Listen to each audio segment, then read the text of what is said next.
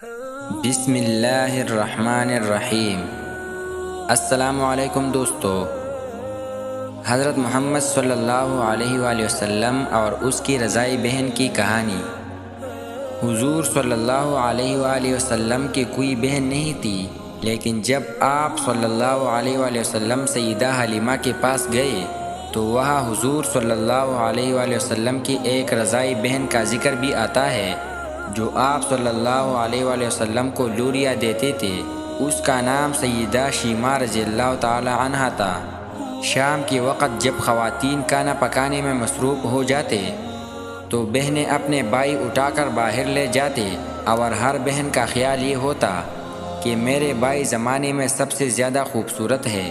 بنو سعد کے محلے میں بچیاں اپنے بھائی اٹھاتے، ایک کہتی میرے بھائی جیسا کوئی نہیں اور دوسری کہتی میرے بھائی جیسا کوئی نہیں۔ اتنے میں سیدہ شیماء رضی اللہ تعالی عنہا اپنا بھائی سیدنا محمد صلی اللہ علیہ وآلہ وسلم اٹھا کے لے آتے اور دور سے کہتی میرا بھائی بھی آ گیا ہے، تو سب کے سر جھک جاتے اور سب کہتے نہیں نہیں، تیرے بھائی کا مقابلہ کوئی نہیں کر سکتا، ہم تو آپس کی بات کر رہے ہیں۔ ابن ہشام سیرت کی سب سے پہلی کتاب ہے، اسی میں یہ واقعہ لکھا ہے۔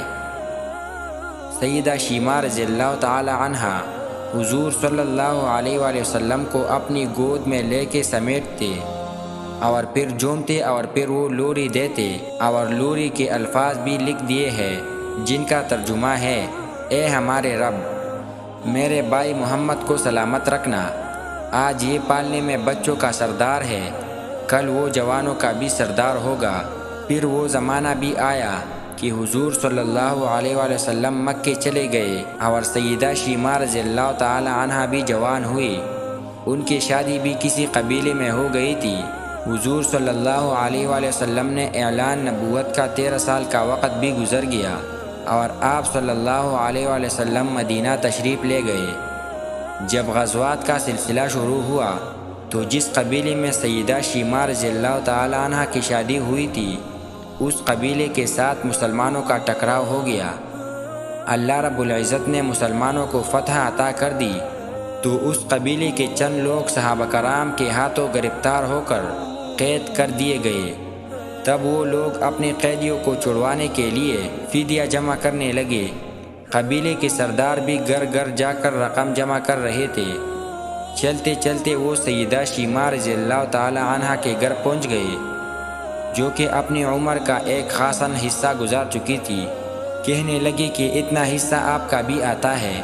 سیدہ شیماء رضی اللہ تعالی عنہا نے کہا حصہ کس لیے؟ لوگوں نے کہا جو لڑائی ہوئی ہے اور اس میں ہمارے آدمی گرفتار ہو چکے ہیں۔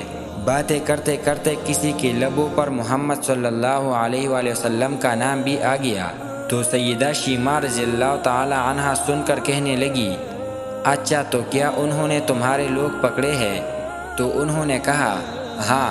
سیدہ شیماء رضی اللہ تعالیٰ عنہ نے کہا تم رقم اکٹھی کرنا چھوڑ دو، مجھے ساتھ لے چلو۔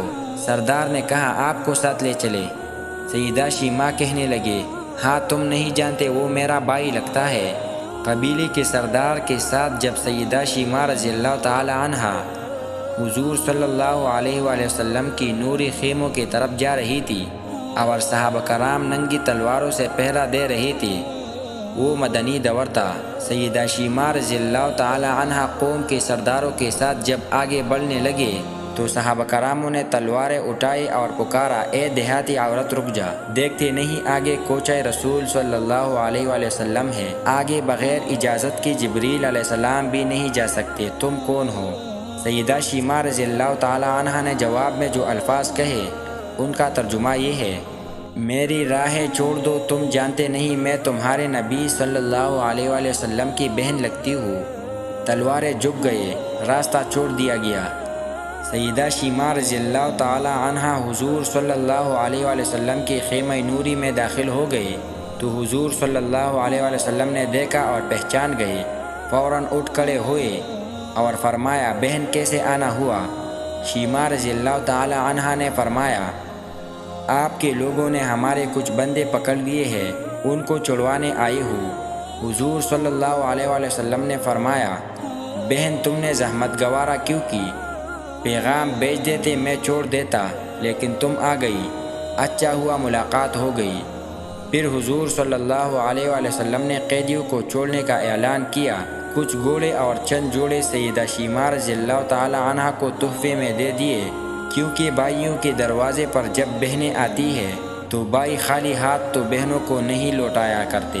حضور صلی اللہ علیہ وآلہ وسلم نے بہت کچھ عطا کیا اور رخصت کرنے خیمے سے باہر تشریف لے آئے تو صحابہ کی جماعت منتظر تھی۔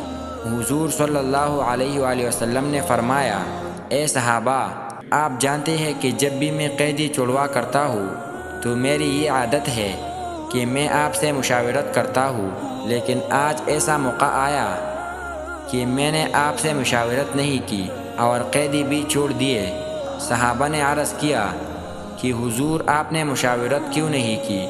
تو ہمارے پیارے نبی حضرت محمد صلی اللہ علیہ وآلہ وسلم نے فرمایا، آج میرے دروازے پر میری بہن آئی تھی۔ تو دوستو، اگر آپ کو یہ ویڈیو اچھی لگی ہو تو پلیز ویڈیو کو لائک کریں اور چینل کو سبسکرائب کرنا نہ بھولیں۔ شکریہ۔